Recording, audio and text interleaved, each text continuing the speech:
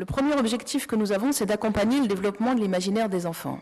Alors, je ne vais pas vous raconter à vous les bénéfices pour les plus jeunes d'être en contact très tôt avec des vraies bonnes histoires, parce que ça, vous le savez aussi bien que moi. Simplement, je voudrais juste vous redire l'enjeu qu'il y a de faire comprendre très tôt aux enfants que l'écrit a un sens, et je dirais même que l'histoire surtout dit autre chose que ce qu'elle dit. C'est-à-dire qu'une histoire est un tiroir de sens.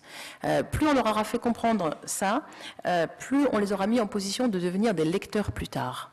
Et ça, pour nous, c'est tout à fait fondamental. Et donc, l'accent est mis dans Belles histoires et Tralala lire sur l'imaginaire, aussi pour cette raison-là, et parce que nous pensons que c'est le premier cadeau à leur faire, de développer leur imaginaire. Comment peut-on s'intéresser au monde qui nous entoure sans vraiment avoir envie de le transformer, sans avoir ce projet de le changer, sans l'avoir imaginé autrement? C'est assez banal de dire que pour inventer l'avion ou la montgolfière, il faut avoir rêvé de voler. Pourtant, c'est ce qui nous porte.